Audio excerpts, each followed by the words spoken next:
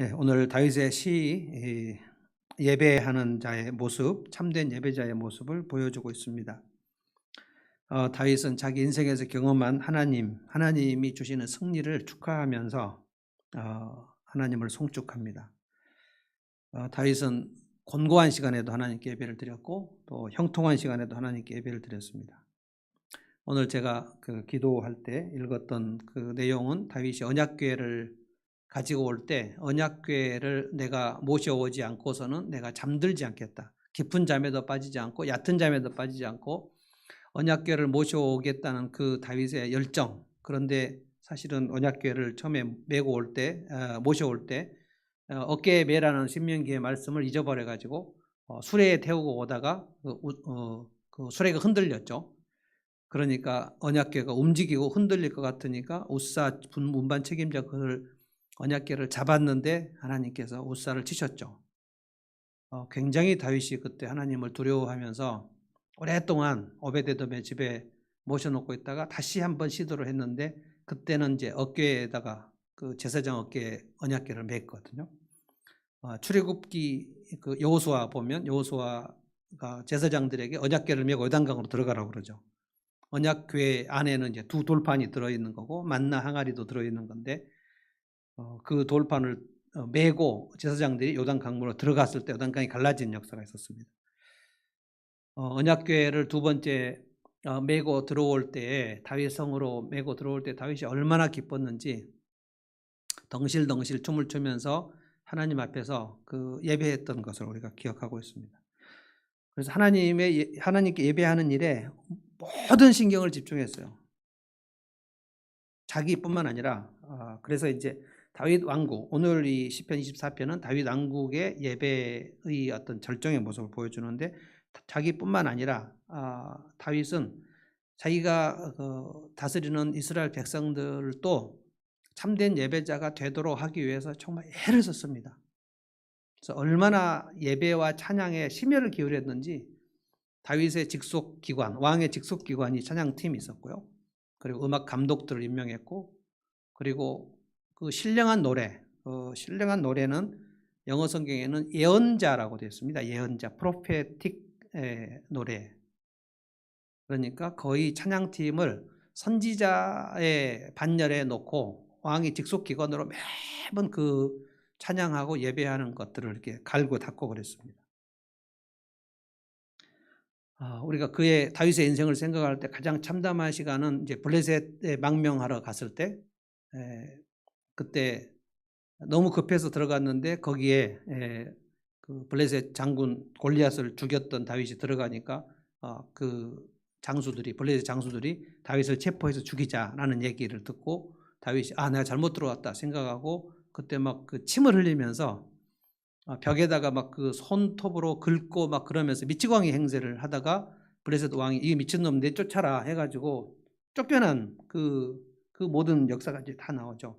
그런데 시편 34편 보면 그때 아비멜렉 왕 앞에서 미친 척하다 쫓겨나다 지은 시, 그것이 이제 아둘람 동굴에 400명 인생 막장에 있는 사람들이 다윗의 그 친척들도 있었고 빚진 자들도 있었고 환난 당한 자들 있었는데 그들이 아둘람 동굴에 망명해서 모였는데 거기서 내가 여호와를 경외하는 법, 여호와를 찬송하는 법을 가르쳐 주리라. 소자들아, 내가 여호와를 경외하는 법을 가르쳐 주리라.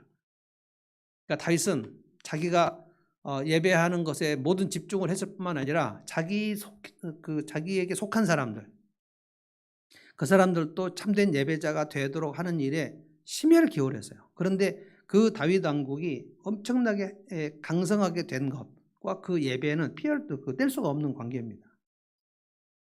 오늘 1절 2절을 한번 보십시다. 여호와 그분이 누구신가? 세상의 창조자, 소유주, 땅과 거기에 충만한 것과 세계와 그 가운데 사는 자들은 다 여호와의 것이다. 오늘 이 여호와라는 단어 굉장히 많이 나옵니다. 여호와, 여호와, 여호와. 이 여호와라는 호칭 우리가 알죠. 언제 나온 얘기냐면은 출애굽기 3장 모세가 하나님의 부르심을 받고 이제 출애굽 사역을 하려고 할 때 내가 이스라엘 백성들에게 하나님을 누구라고 얘기하면 좋겠습니까? 그 얘기가 나오거든요. 그때 하나님께서 여호와라, 이흐예라는 말이 여호와의 그 아주 복잡합니다만 히브리어로 미완료 비동사입니다. 그래서 이제 출애굽기 3장을 우리말로 번역할 때는 나는 스스로 있는 자다라고 했는데 그 말은 이제 I am that I am 이라는 그 영어를 그대로 한 것 같은데 이 미완료 비동사는 여호와라는 그 비동사는 I am이라고 번역할 수도 있고 I will be라고 번역할 수도 있어요. 그러니까 나는 앞으로 될 것이다.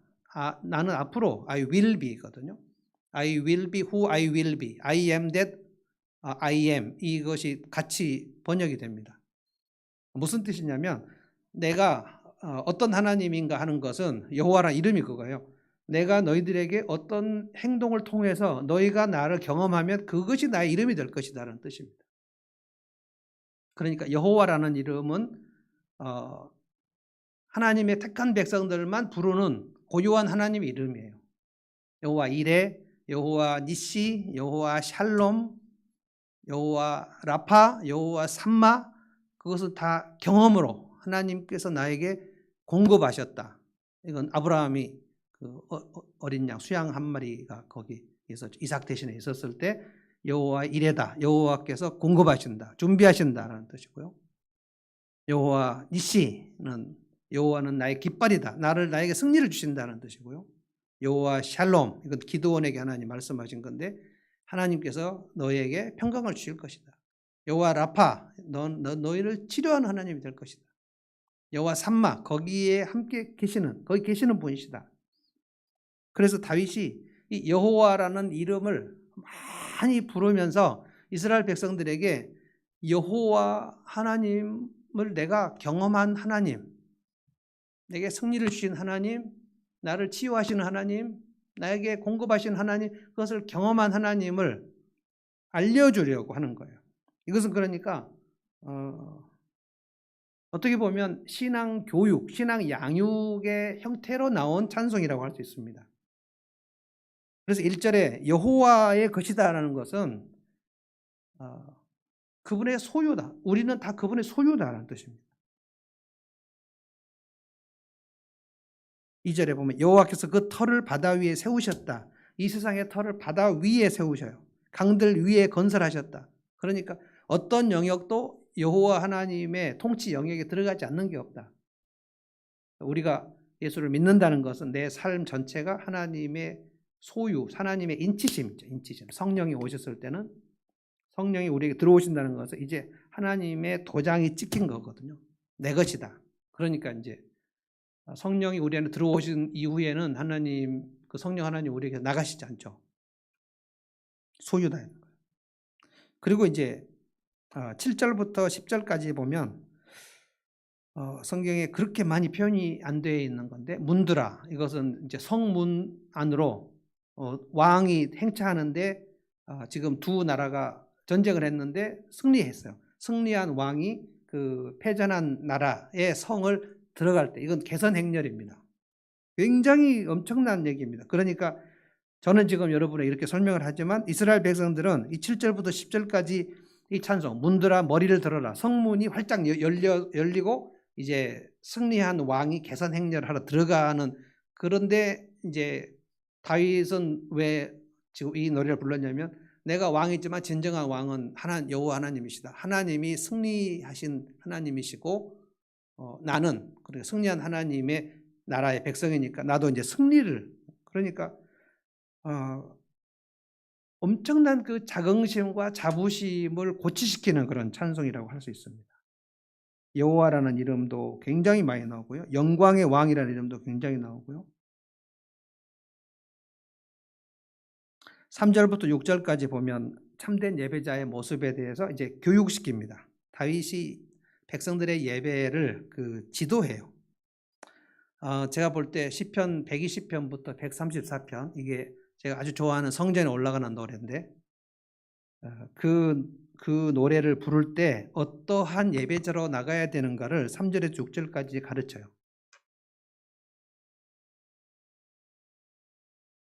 다윗이 그렇게 백성들을 예배자로 세우려고 애를 썼던 거.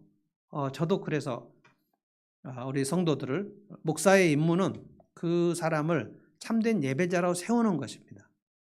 정확하게 말하면 그겁니다. 그가 예배자가 되면 예배가 무엇인지를 알게 되면 그때부터는 그 사람이 이제 자가 발전할 수 있어요. 신앙이 자가 발전할 수 있어요. 초신자들은 예배를 드리러 오는 일이 엄청 어렵지 않습니까? 주일 예배를 고수하는 일이 엄청 어려운 수준이 있는 거고요.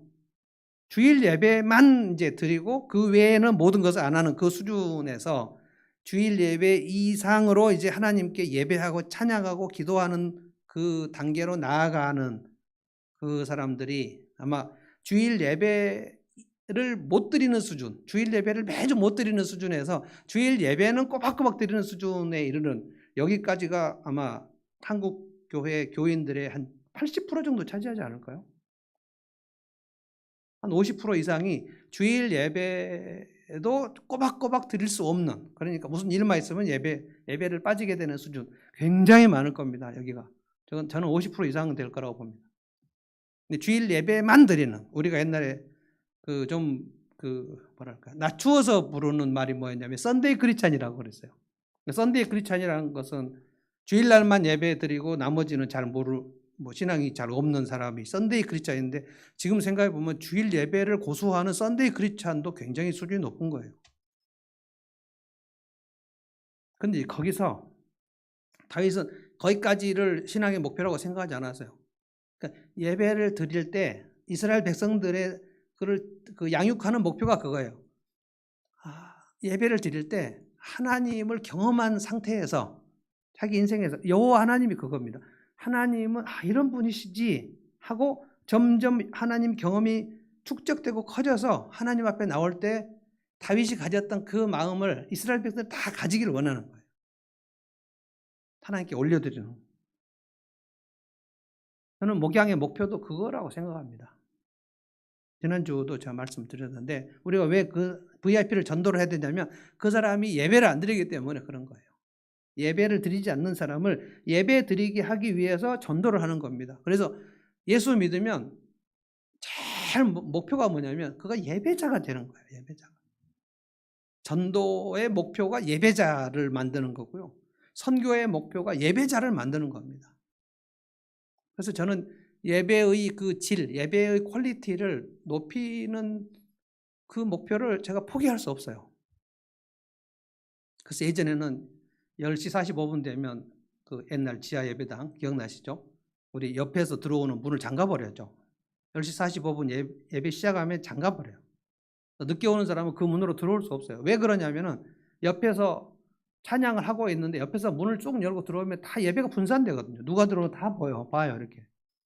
그러면 하나님 집중해야 되는 예배가 그냥 분산돼 버려요. 그러면 안 된다는 것이죠. 지금도 약간 지금 연문이죠, 이게. 연문이어서 들어올 때 예배가 시작됐는데 들어올 때 너무 당당히 들어오시는 분들이 있어요. 그리고 어떤 모임도요. 그 모임을 시작했는데 들어올 때는 꾸부정하고 이렇게 살살살살 들어오는 거거든요. 그러니까 10시 45분이 넘어서 들어오시는 분들은 이렇게 기어서 들어와요. 맞아요. 이렇게 하고 들어와야 돼요. 막 이러면서 막 들어오시면 그거는 지금 하나님께 대한 예배자의 태도가 지금 이미 그 사람은 여기를 지금 그냥 무슨 모임 참여하는 것으로는 하나님 앞에 예배 드리는 자의 태도가 아닌 것이죠. 3절부터 6절까지를 생각하기 전에 저는 최근에도 이제 온라인 예배를 우리가 드리기 때문에 이제 지난주부터 오프라인으로 모여서 드렸습니다만 온라인으로 예배를 드리는데 지난 월요일에 저희 이제 공부하는데 교수님이 그런 얘기 하더라고요. 우리나라의 한국 교회 지금 교회 숫자가 전체적으로 얼추 한 6만 5천 개 예배 교회인데 6만 5천 개 중에서 우리 대한예수교 장로회 합동 측, 우리 통신이라고 하는 거기가 이제 만 개가 넘고요. 통합 측 여기 10,000개가 넘습니다. 그러니까 그 두 교회 대한예수교 장로회 합동 측, 통합 측 합쳐서 2만 개 정도 돼요.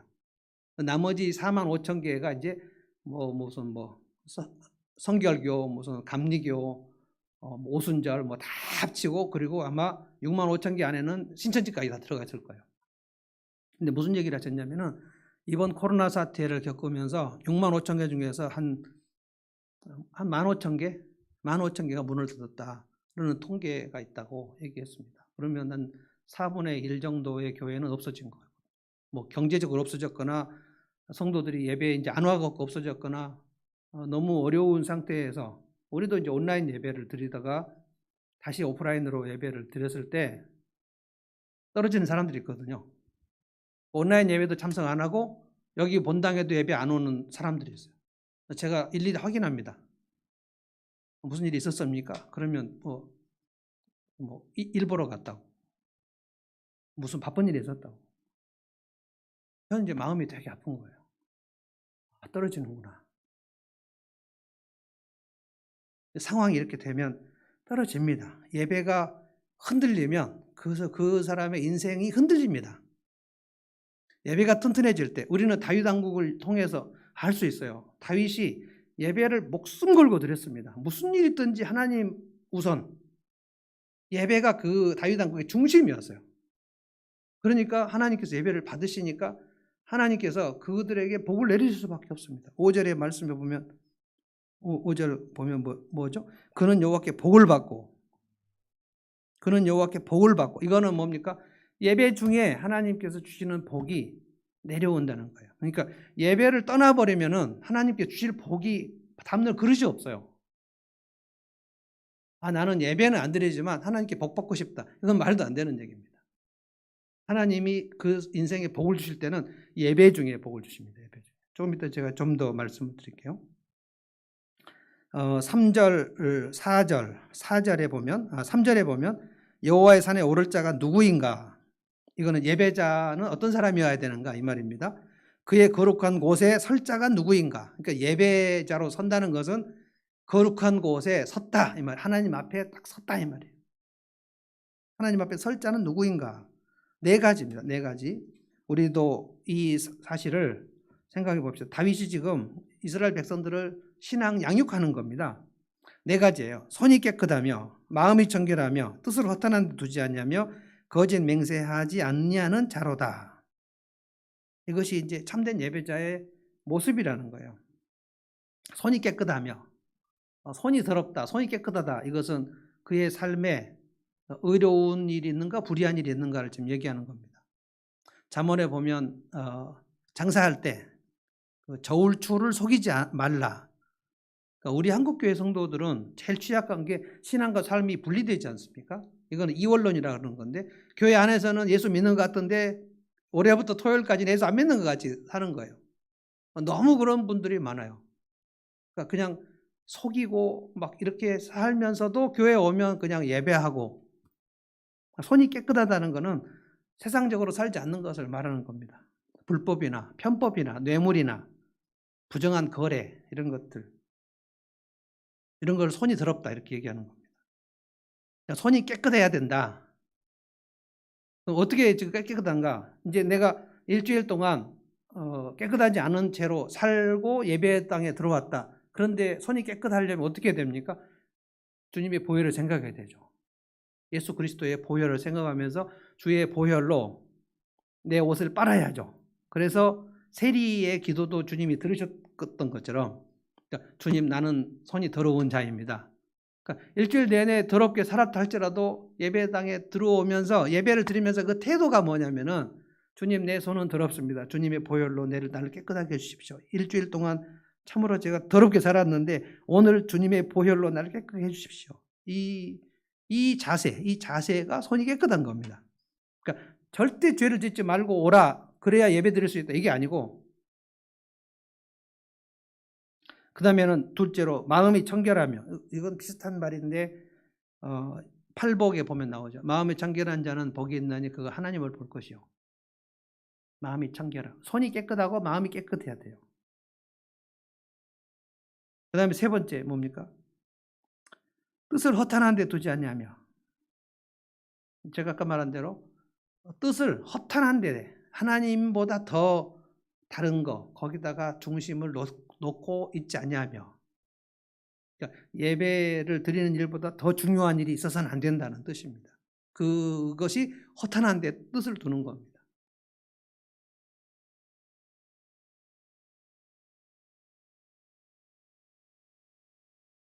교회가 점점 없어질 것 같습니다. 안 그래도 교회는 점점 지금 숫자가 줄어들고 있는 중인데 이번에 이제 광화문 사태 이후로 교회에 대한 그 혐오도가 굉장히 올라간 것 같아요. 제가 개척 가정교회 목사님들하고 얘기해 보면 이제 그 교회를 상가로 이전하려고 하는데 이제 여기 상가에 교회가 들어와서 여기서 이제 예배를 드리려고 상가 전세를 얻으려고 하면 안 준다는 거예요. 옛날에도 그런 일이 좀 있었습니다. 그런 경향이 있었는데 지금 교회에 대한 인식은 엄청 나빠졌습니다.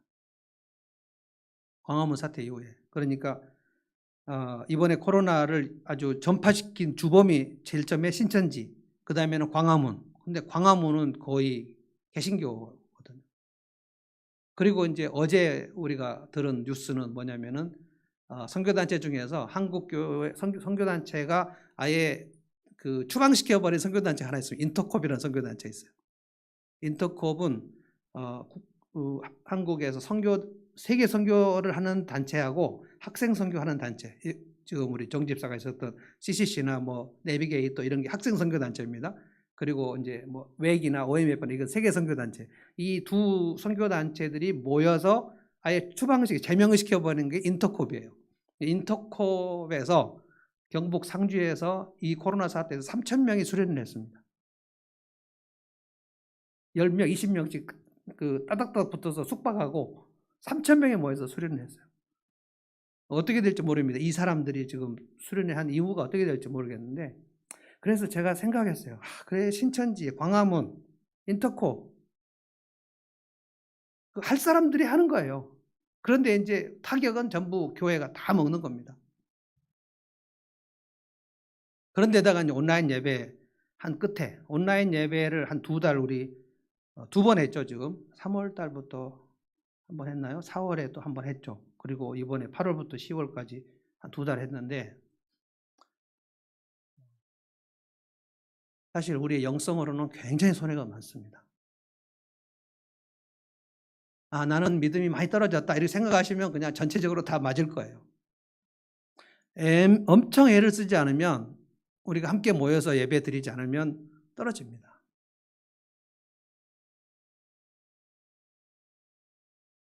이것이 이제 예배자의 태도에 뜻을 허탄한 데 두지 않는다는 거예요.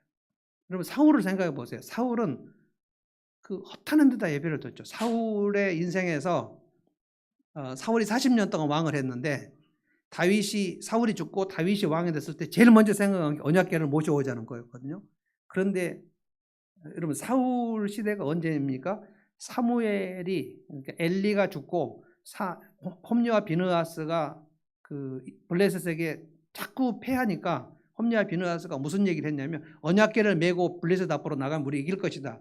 그래서 언약궤를 메고 앞으로 전쟁하러 나가면 맨 앞에 선봉에 언약궤를 메고 나가면 이길 거라고 생각했어요. 근데 말도 안 되는 거거든요. 근데 그 홈리와 비느하스가 그 얘기를 했을 때 이스라엘 백성 중에서 그거는 무슨 하나님을 부적으로 생각하는 것은 그건 안 돼요 라고 말하는 사람 아무도 없었습니다. 엘리 시대, 홈리와 비느하스 시대에는 영적으로 아주 감도가 쭉 떨어졌어요. 아무도 그것을 문제가 있다고 말하는 사람이 없었어요. 그래서 블레셋으로 나갈 때 언약궤를 맨 앞으로 선봉장에 내고 나갔습니다. 이길 줄 알고. 그날 홈리와 비느하스 거기서 죽고 엘리는 목 부러져 죽고 하나님 영광에 떠나버렸죠. 그리고 나서 사무엘이 나와가지고 미스바에 모여서 하나님 앞에 회개하고 막 그렇게 했는데 그 이후에 사울을 기름 붓지 않았습니까? 그러면 지금 언약궤가 어디에 있는지는 다 알거든요. 근데 사울이 40년간 왕에 있었는데 단 한 번도 언약궤를 모셔야 되겠다 생각 안 했습니다. 뜻을 허탄한 데 두고 있는 거예요. 사울은 하나님께 예배드리는 일에 대해 관심이 없었어요. 망할 수밖에 없는 겁니다. 저는 그래서 예배가 멀어지면 그 인생은 망한다 확신을 하고 있습니다. 지난주도 제가 말씀을 드렸는데 주일날도 말씀드렸고 또 오늘 본문이 또 예배네요.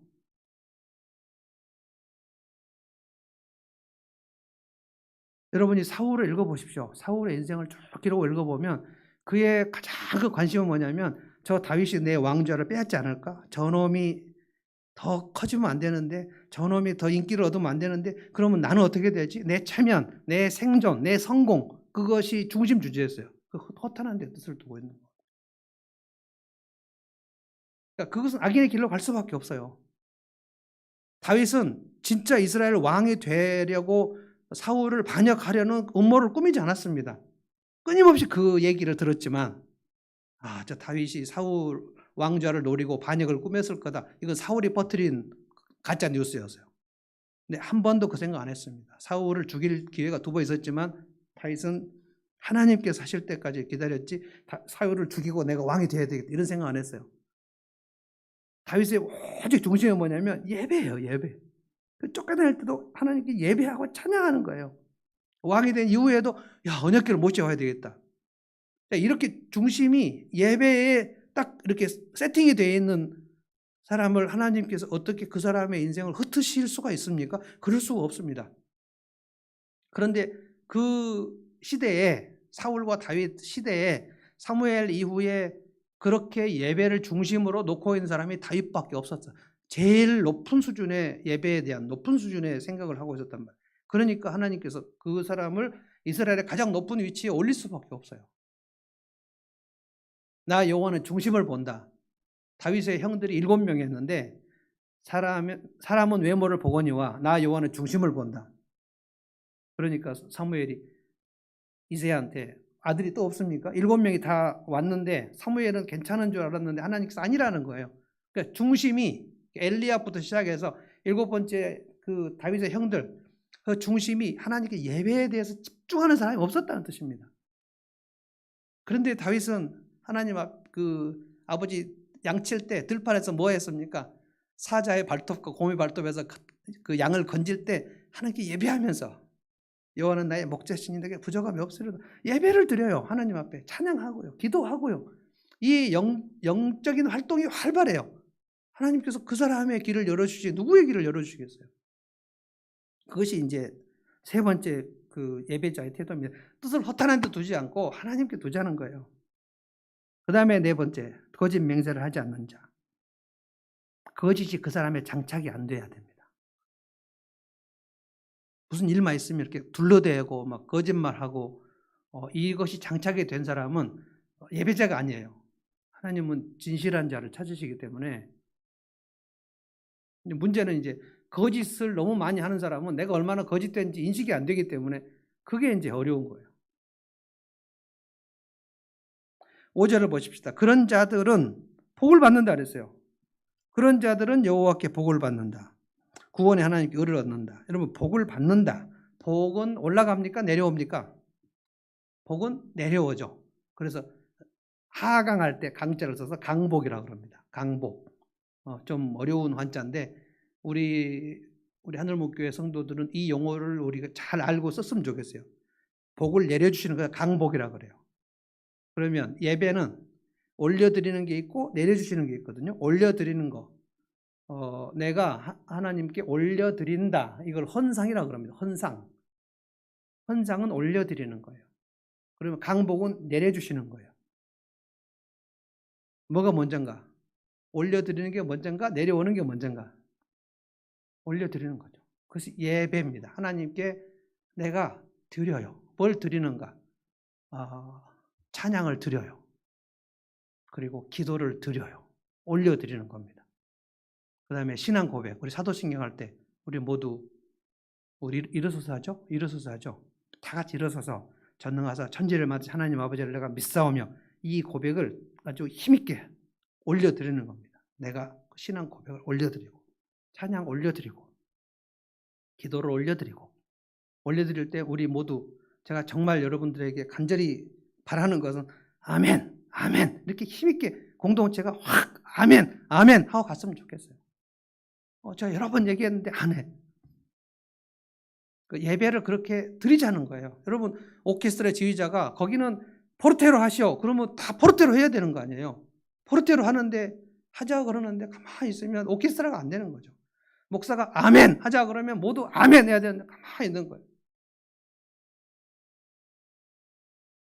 올려드리는 게 있으면 내려오는 게 있습니다. 그래서 내려오는 게 강복입니다. 강복. 그래서 모든 복은, 그 인생의 복은 예배 드릴 때 받는 겁니다. 그래서 예배를 소홀히 하는 사람은 복은 언감생심입니다. 그 사람의 사업이 잘 된다, 그 사람의 진로가 열린다, 그 사람의 자녀가 잘 된다, 말도 안 되는 소리입니다. 예배가 떠나버렸는데, 그래서 제가 여러분에게 지난 주일에 돈 벌기 위해서 예배를 포기하지 말라는 거예요. 무슨 뭐 가족 행사 또는 무슨 제사, 그것 때문에 주일 예배를 포기해 버리는 경우가 있어요. 안 됩니다. 그러면 그거는 뭐냐면 지금 배목사의 문제가 아니고 하나님을 소홀히 하는 겁니다. 하나님 우선주의가 아닌 거예요. 그러면 하나님께서 그에게 복을 주실 수가 없습니다. 복이 달아나 버려요. 문제는 그가 예배를 소홀히 해서 어떤 복이 어떻게 달아났는지를 인식을 못 한다는 거예요. 10년, 20년, 30년, 40년, 3대까지 복이 없어요.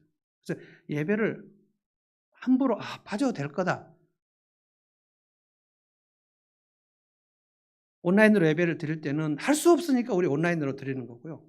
오프라인으로 예배를 드릴 때는 다 같이 와서 오프라인으로 드려야 되는 거죠. 근데 이제 편의주의가 생기죠. 우리 인간에게는. 온라인으로 예배를 드렸으니까 다 같이 모입시다 해도 그냥 온라인으로 드리죠. 이렇게 하는 사람들이 꽤 있습니다. 한국 교회 안에 있어요. 그래서 15,000개 교회가 지금 문을 닫았다고 그래요.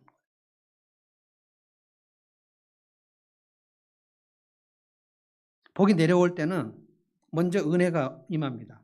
은혜가 임하는 것은 내가 죄인인데 하나님께서 나에게 이렇게 함께 해주셨구나. 나는 이렇게 불신실한데 하나님의 신실하심으로 나를 도와주셨구나. 이 일은 하나님의 하신 일들이 막 깨달아지는 것, 그것이 은혜를 받는 거거든요. 그 다음에 평강, 그 다음에 마음의 담대함, 염려와 근심이 사라지는 거. 한나가 예배 기도한 다음에 기도 끝나고 나서 집에 갈 때 어땠습니까? 그 얼굴에 수색이 없었다고 그랬죠. 예배를 하나님께 온전히 드렸고 하나님이 기쁘게 하나님 예배를 받으셨고 하나님께 주시는 복, 은혜와 평강과 담대함이 생긴 사람의 얼굴은 다릅니다. 예배를 드렸는데 돌아갈 때 굉장히 어둡다. 과연 올렸는가? 뭘 올렸을까요? 뭘 받았을까요? 하나님 만났을까요? 하나님의 얼굴을 만났는데 그 사람의 얼굴이 어둡다? 이것은 말도 안 되는 겁니다. 예배를 올려드렸으면 내려오는 게 있어요. 하나님이 그냥 받으시기만 하고 안 주신다? 제가 오늘 말도 안 된다는 얘기를 많이 하는데 진짜 말이 안 됩니다. 올려드렸으면 하나님 반드시 주십니다. 그런데 소홀히 하면, 그래서 예배를 드릴 때, 저는 주일 예배 드릴 때 슬리퍼 신고 오면 안 된다고 생각하는 거예요. 적어도 청와대 갈 때 나는 어떻게 갈까? 슬리퍼 신고 갈까? 못 갑니다, 여러분. 슬리퍼 신고. 핫팬츠 입고 못 갑니다. 사진 기자들도 많고 그러니까 못 가죠. 그래서 내가 하나님 앞에 주일 예배를 드릴 때는 내가 있는 것 중에서 가장 단정한 것 가지고 뭐 좋은 양복을 입자 이런 뜻이 아닙니다. 내가 최고로 소중한 우리 주님 앞에 내가 어떻게 나갈 것인가 가장 단정하게 가자는 거예요. 옷만 그렇게 하자는 게 아닙니다. 내가 마음을 준비하자는 거예요. 헌금도 준비하고 의복도 준비하고. 그래서 제가 온라인으로 예배 계속 드릴 때도 여러분에게 가끔 성경을 준비하시고 복장을 준비하시고, 아무도 안 보니까 어떤 그 복장으로 예배를 드렸는지 저는 알 수 없습니다. 그건 하나님 아시죠. 컴퓨터 앞에, 스마트폰 앞에 예배를 드릴 때 정말 그 효과는 정말 떨어집니다. 제가 신학교 온라인 예배를 한번 참석했던 경험을 여러분한테 얘기해 드렸죠. 앞에서 찬양 인도하는데 제가 제 방에서 따라 불러지지가 않더라고요. 막 이렇게 찬송하니까 그냥 가만히 이렇게 구경하고 있다가 화장실 가겠더라고요. 그냥 텔레비 화면이 있는 거예요. 우리 텔레비는 그냥 보는 거잖아요. 온라인 예배는 진짜 한계가 있는 거예요.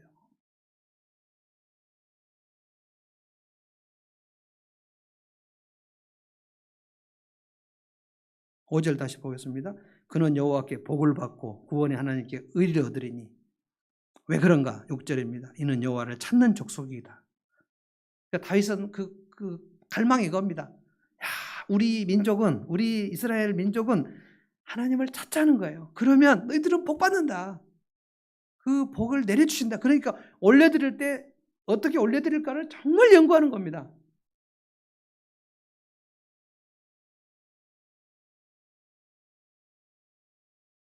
(7절부터) (10절까지) 이제 말씀 드리고 마치겠습니다. 문들아 너희 머리를 들지어다. 영원한 문들아 들릴지어다. 영광의 왕에 들어가시리로다 하고 이제 묻습니다. 영광의 왕이 누구시냐? 강하고 능한 여호와시요 전쟁에 능한 여호와시로다. 이게 7절 8절이 한 절입니다. 우리 찬송가 1절 2절 3절 4절 할 때 한 절이에요. 그 다음에 이제 9절 10절은 똑같이 해요. 문들아 너희 머리를 들지어다. 영원한 문들아 들릴지어다. 영광의 왕에 들어가시리로다. 또 묻습니다. 영광의 왕이 누구시냐? 만군의 여호와께서 곧 영광의 왕이시다. 이거는 아까 말씀드린 계산 행렬을 지금 얘기하는 겁니다. 승리하는 나라 왕이 계산 행렬을 할 때 막 꽃 뿌리고 막 나팔을 불고 막 난리치죠. 근데 성문을 활짝 열어야죠. 성문을 조금 열겠습니까? 승리한 왕이 지금 들어가는데, 그러니까 문을 열어라 이거예요. 지금 다윗은 이 노래를 지금 백성들에게 가르치면서 다윗이 왕인데 이스라엘의 진정한 왕은 여호와시다. 내가 아니고 여호와시다. 이 개념이 뚜렷하게 들어가 있어요. 왕이 지금 들어가신다. 그러니까 이게 지금 다윗 왕국의 예배입니다. 예배는 왕이 지금 성문에 들어가시는데 왕이 이겼으면 그 백성들 다 이기는 거죠.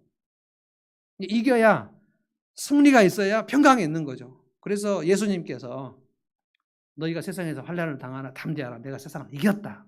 그러니까 내가 너희들에게 평안을 준다. 내가 승리를 했으니까, 십자가로 승리를 했으니까 내가 너희들에게 평강을 준다. 내가 주는 평안은 세상이 주는 것 같지 않다. 이것이 다윗 왕국의 샬롬하고 똑같은 얘기입니다. 다윗 왕국에서 그 평강을 누렸다면 다윗보다 크신 예수님, 그분이 나의 왕이신 그 삶은 얼마나 승리와 평강이 있겠느냐. 그걸 예배 중에 올려드리고 그 승리와 평강을 누리는 겁니다. 다윗은 지금 누려요. 다윗의 평생 대적이 3명입니다. 소년 때 골리앗, 그 다음에 골리앗 죽인 다음에 사울왕, 그리고 말년에 그 밧세바 빼앗은 것 때문에 하나님께서 그를 징계하시느라고 압살롬이 반역을 하게 하죠. 아마 가장 참담한 것이 압살롬의 반역 아닐까 생각해요. 압살롬 반역 때 압살롬이 오랫동안 계획했죠. 진짜 머리 좋고 똑똑하고 그리고 잘생기고, 그리고 이스라엘의 왕자 중에서 다윗의 아들 중에서 머리끝부터 발끝까지 흠이 하나도 없이 아름다웠다고. 그 압살롬이 오랫동안 백성들의 마음을 훔쳐가지고 공격해서 다윗성을 차지했을 때 다윗이 울면서 맨발로 밤에 다윗성을 빠져나가지 않습니까? 골리앗 앞에 나갔을 때, 그 다음에 사울왕이 한 15년 정도 쫓아다니지 않았습니까? 그런데 골리앗 앞에서 승리했죠. 사울왕 앞에서 승리했죠. 그 다음에 마지막 압살롬 때는 정말 다윗은 요압에게 절대 내 아들 압살롬을 죽이지 말라 그랬는데 요압이 죽여버리죠, 나중에. 그러나 하나님께서 다윗을 사울의 손에 붙이지 아니하셨다 그랬고요. 다윗을 골리앗 손에 붙이셨습니까? 사울의 손에 붙이셨습니까? 압살롬의 손에 붙이셨습니까? 다윗을 대적하는 사람 아무도 없게 하셨어요. 그게 승리입니다. 그런데 하나님, 여호와 하나님께서 나의 왕이시고 나에게 승리를 주셨습니다. 그리고 막 기뻐하는 겁니다. 이 기쁨이 지금 이 시편 24편에 이렇게 묻어나요.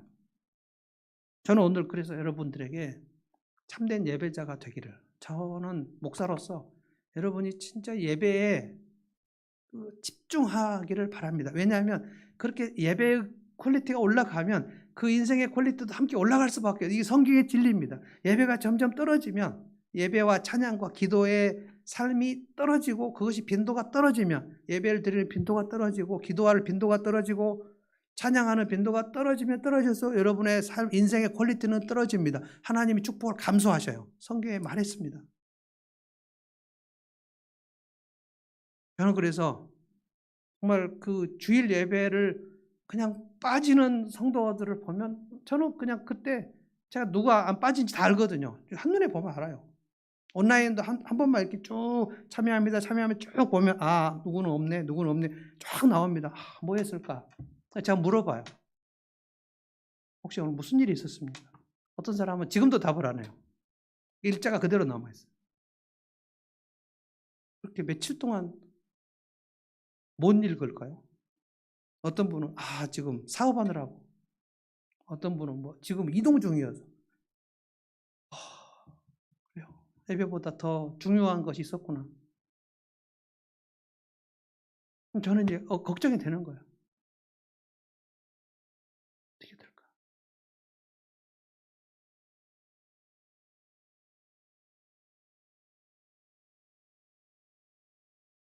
다윗은 왕으로 있는 동안에 자기 백성들이 자기만큼의 그 예배에 대한 감도가 올라가기를 얼마나 연구했는지 모릅니다. 저는 다윗만큼 아니지만 저도 계속 연구합니다. 어떻게 예배를 좀 잘 드릴 수 있을까? 참된 예배자, 손이 깨끗하며 마음이 청결하며 뜻을 허탄한 데 두지 아니하며 거짓 맹세를 하지 않는, 그리고 하나님께서 내 왕이시라는 것, 내 삶의 왕이시라는 것을 깨닫고 내가 경험한 하나님을 생각하면서 여호와의 보좌 앞으로 나가면서, 그런데 나는 죄인이기 때문에 예수 그리스도의 보혈, 어린 양의 보혈로 그 옷을 빨아서 희게 된 성도, 그건 자세입니다. 자세. 그러면 그 예배 중에 하나님께서 그 인생에 복을 주셔요. 은혜를 주시고 평강을 주시고 담대함을 주시고 세상을 이길 힘을 주시죠.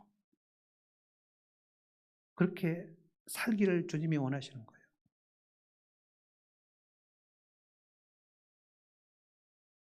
이 찬송을 한번 할까요? 완전하신 나의 주 의의 길로 날 인도하소서. 행하신 모든 일 주님의 영광 다 경배합니다. 예배합니다. 찬양합니다. 주님만 날 다스리소서. 예배합니다. 찬양합니다. 주님 홀로 높임 받으소서. 한번 찬송하겠습니다.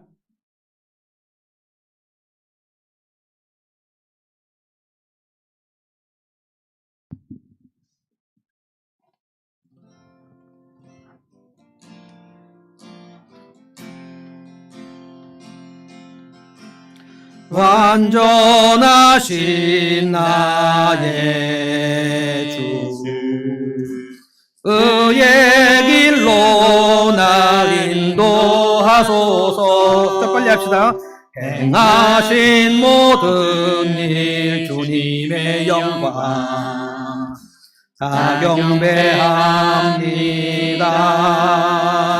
예배합니다. 찬양합니다. 주님만 날 다스리소서. 예배합니다. 찬양합니다. 주님 홀로 높임 받으소서. 예배합니다. 예배합니다. 찬양합니다. 주님만 날 다스리소서. 아멘. 예배합니다. 찬양합니다. 주님 홀로 높임 받으소서. 마지막으로 예배합니다. 예배합니다. 찬양합니다. 주님만 날 다스리소서. 예배합니다. 찬양합니다. 주님 홀로 높임 받으소서. 아멘. 기도하겠습니다. 하나님 감사합니다. 오늘 다윗의 예배, 참된 예배, 하나님이 우리의 창조주이시며 하나님이 나의 소유주이심을 고백하는 그 예배, 시온산에 올라오는 그 이스라엘 백성들에게 하나님을 경외하는 법을 가르쳤던 다윗처럼 오늘 저희가 이 예배하는 이 모습이 좀 달라지며 더 풍성해지며 더 깊어지기를 원합니다. 하나님, 진정으로 하나님께 올려드리는 헌상, 찬양을 올려드리고 기도를 올려드리고 헌금을 올려드리고 신앙 고백을 올려드리면 주께서 내려주시는 복, 강복이 있는 줄로 믿습니다. 은혜가 있고 평강이 있고 담대함이 있고 새 힘을 주시는 줄로 믿습니다. 주님과의 이 수직적인 교통이 활발해지면 그때는 우리의 인생도 주께서 열어주실 줄로 믿습니다. 예배가 끊어지면 우리의 인생도 멸망하고 예배가 다시 살아나면 주님께서 주시는 축복으로 우리 인생도 풍성해지는 줄로 믿습니다. 주님, 우리 교회 모든 성도들이 참된 예배자가 되기를 간절히 원합니다. 하나님, 예배보다 더 중요한 것이 절대로 없게 하여 주시고 하나님보다 더 중요한 무슨 문제도 있지 않게 하시고 그 뜻을 허탄한 데 두지 아니하고 거짓 맹세를 하지 아니하여 진실하고 주님 앞에 성실하게 예배드려 주님께 기뻐 받으시면 풍성하게 내려주시는 것을 모두가 경험하고 살게 하여 주옵소서. 한 주 보내면서 주일까지 다시 예배드릴 때까지 우리의 날마다의 소소한 일까지 간섭하시는 주님 찬양합니다. 오늘도 주님께서 역사하셨고 오늘 밤도 우리에게 평강의 잠을 주실 줄로 믿습니다. 내일 새 일을 맞을 때 주께서 우리 주시는 새 힘으로 모두가 일어나게 하여 주시옵소서. 예수님의 이름으로 기도하옵나이다. 아멘. 이제는